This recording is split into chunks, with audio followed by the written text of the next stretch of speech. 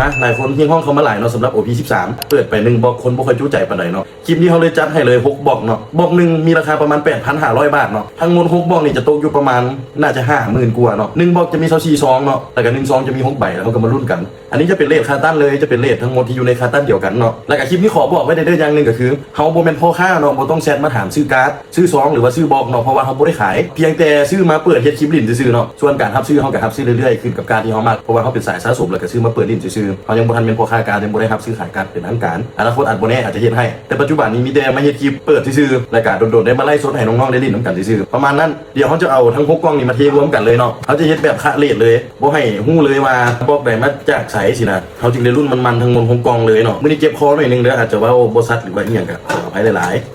ๆเดี๋ยวเขามาเริ่มเปิดให้เบิ่งเนาะเดี๋ยวเขาขอเปลี่ยนมุมกล้องแป๊บนึงเด้อซองทั้งหมด144ซองเนาะเขาจัดเรียงไปแล้วบ่ฮู้ว่าตัวใดเป็นตัวใดแล้วตอนนี้เขาขาดกันหมดแล้วเนาะเขาจะมาเริ่มจากซองแรกเลยเนาะมาเบิ่งน้ำกันว่าซองแรกจะแห้งหมานบ่เนาะOP13รุ่นหลังแดงแล้วก็รุ่นมังงะเนาะจะมีมัง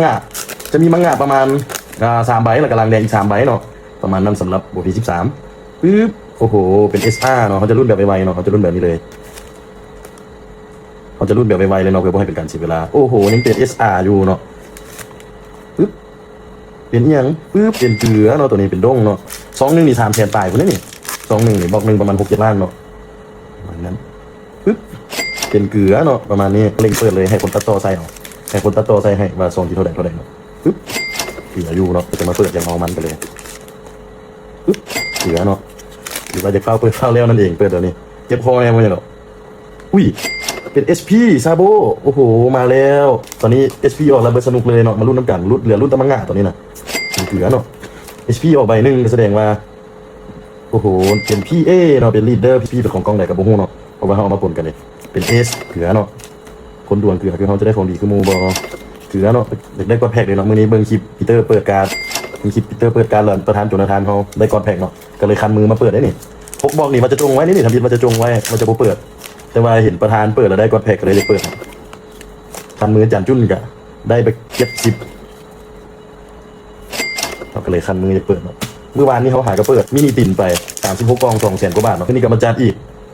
4-5 หมื่นบาทรวมกัน2มื้อซื้อๆกันยังเป็นเกือบ300,000 บาทแล้วเนาะเกือบ200 ล้านได้รถเก่งคันนึงเนาะถ้าไปซื้อรถเก่งก็ได้รถเก่งประมาณพวก V-Odd พวกนั้นคันนึงเลย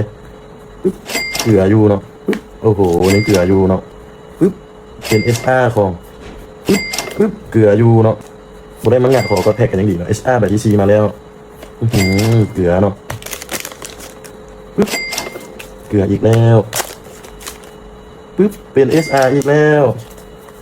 EP นี่ขอเป็น2กล้องเลยสนับขอเป็นตัวนี้นำเลย2บล็อก EP นี้เอาเป็น48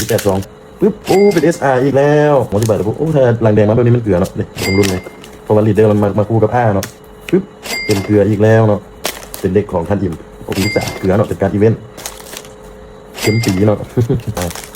โอ้ยหลังแบบนี้มาเป็นด้งเนาะ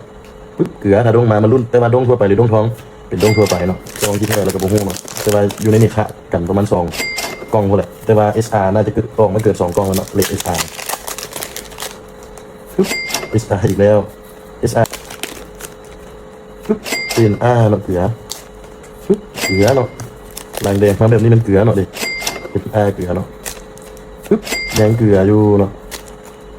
ปึ๊บ SR เนาะยังเกลืออยู่เนาะหากได้ SP ใบเดียวก็ PA ใบเดียวตั้งแต่กล่องที่แล้วกล่องนี้ได้แต่ SR ใบเดียวแล้วก็ R ล้วนเลยเปิด300,000 กว่าบาทได้แต่การเกลือเนาะการเกลือก็เต็มบ้านคือกันปึ๊บเกลืออีกคือเก่าปึ๊บเกลืออยู่เนาะเกลืออยู่ตัวโหดเลยดวงเขาเป็นเซกเนาะเป็นเซกมาดูน้ำกันปึ๊บเกลือคือเก่าเนาะปึ๊บเกลืออีกคือเก่าโอ้หลังแดงมาตะไกแบบนี้มันเกลือเนาะบทซองสุดท้ายเนาะดูน้ำกันว่าจะเป็นยังไงเขาคาดเลทใส่ได้เนี่ยปึ๊บเกลือเนาะมาเบิ่งผลประกอบการเซก1 ใบเซก1 ใบ PA 1 ใบแล้วก็ SP 1 ใบเนาะส่วนพวก SR 2 4 6 8 9เนาะ SR นี่มาเลทของ3บล็อกแล้วนี่อันนี้ก็มาเลทของ3บล็อกคือกันมาคลิปนี้จบซ้ำนี้ก่อนเนาะเดี๋ยวมาต่อ EP 2ให้อีก2กล้องเนาะ